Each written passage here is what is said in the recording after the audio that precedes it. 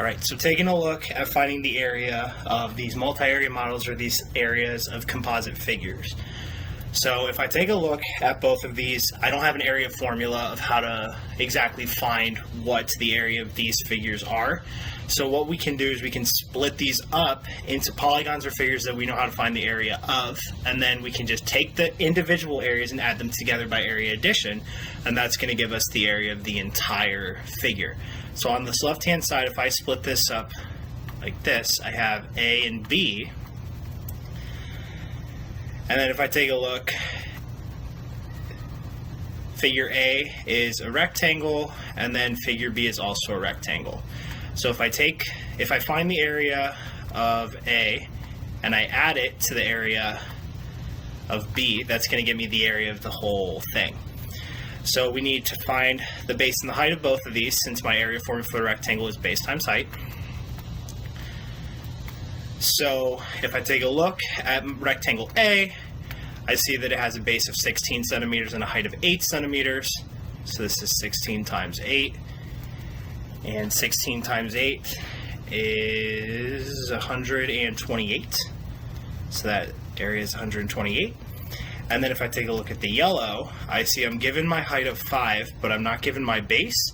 So if I look at this, I have this whole length here is 34 centimeters, and where I cut it off at A is 16 centimeters. So that means what's left over down here, this base, has to be 34 minus 16, so that's going to be 18 centimeters. So the base is 18, my height is 5, so that area of rectangle B is 90.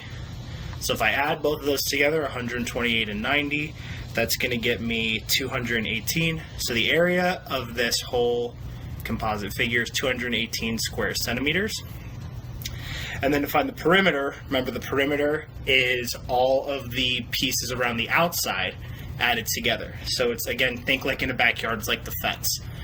So the only piece that we are missing from this perimeter is what we just highlighted in green. We're missing that right there. So if we take a look, what we can do to find that is we're given that the entire height here is this 8 centimeters. So this is 8, and then if we look at rectangle B, we're given that that piece is 5.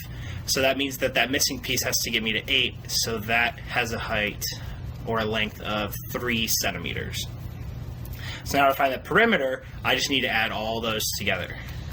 So I'm going to start with the 34. So 34 plus 5 plus 18 plus 3 plus 16 plus 8 is my perimeter. So when I add all of those together, I get that this is 84. So the perimeter of this figure is 84 centimeters. Remember, perimeter is in linear units, area is what's in those square units. Now if I take a look at this next one, I can split this up going this way. So now I have to take the individual area of 3 different rectangles. So I have this blue rectangle here, and then I have the yellow rectangle in the middle, and then that green rectangle up top. So I'm going to say we're going to take the area of the blue, add it to the area of the yellow, and then add it to the area of the green. So since they're all rectangles, we're going to be working with that base times height area formula for each one, so we need the base and the height of each of them. So starting with the blue, we're given both of those dimensions. That has a base of 12 and a height of 4.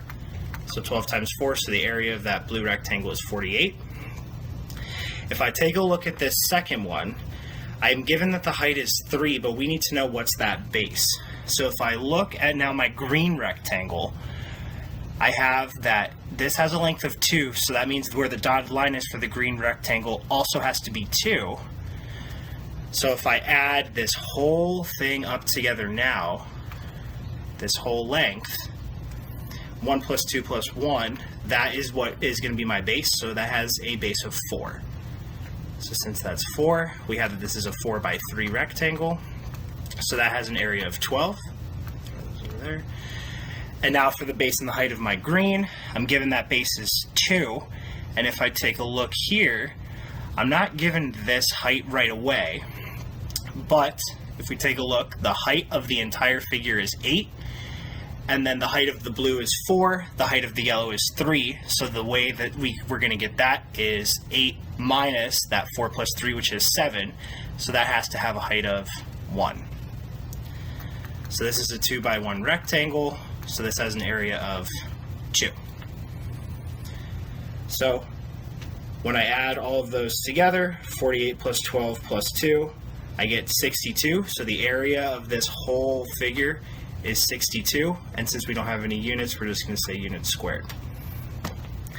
So now we have the area, we want to find the perimeter. So again, the perimeter, all we want to do is just find all of the lengths of all of the sides, add them all together. So for this one, the perimeter I think is honestly worse just because there's so many pieces that you have to make sure that you hit. So working with what we have already, so let's keep it split up like we have it. So starting with that green rectangle, this missing side here also has to be 1. Now going down to that yellow rectangle, since I have a height of 3, this also has to be 3. And then looking at my blue rectangle, the other side of the height also has to be 4. So what we are missing in our perimeter is what is highlighted now in pink. So we're missing these two.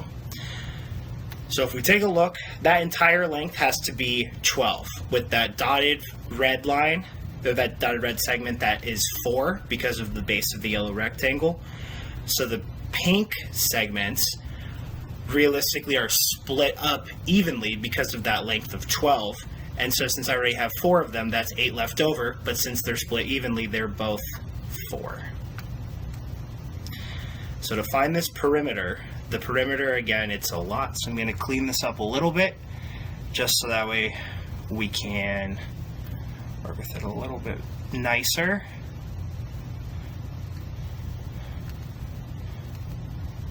Okay.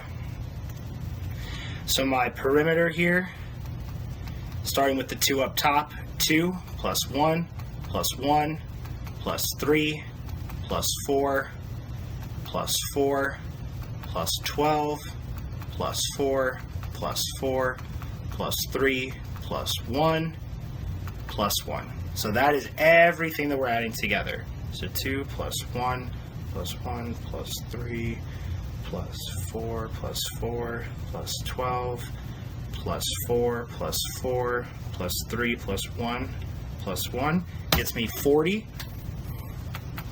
So the perimeter of this figure is 40 units. And if we take a look at this last one here, we just want to find the area of this. So this, if I split it this way, I have a triangle on top of a rectangle. So what I need to do is find the area of this triangle and then add it to the area of this rectangle. So I know we've been working with base times height in those last 2 examples, but we have to make sure that we're working with the right area formulas. So remember, the area of a triangle is 1/2 base height, and then this is plus base times height. So for my triangle, I'm given that the height is this 11, and then if I work with the fact that we have this rectangle, this also is 17. So this is 1/2 times 17 times 11, and then I want to add to the base times the height of the rectangle. That's 17 by 6. So 1/2 times 17 times 11 is 93.5. And then 17 times 6 is 102. So when I add those together, I get 195.5. So the area of the entire figure is 195.5 square inches. So again, biggest thing with these composite figures is just seeing kind of how you can break them up into the different polygons and figures that you know how to find the areas of, and then also making sure that you're using the right area formulas based off of the polygons that you break the figures up into.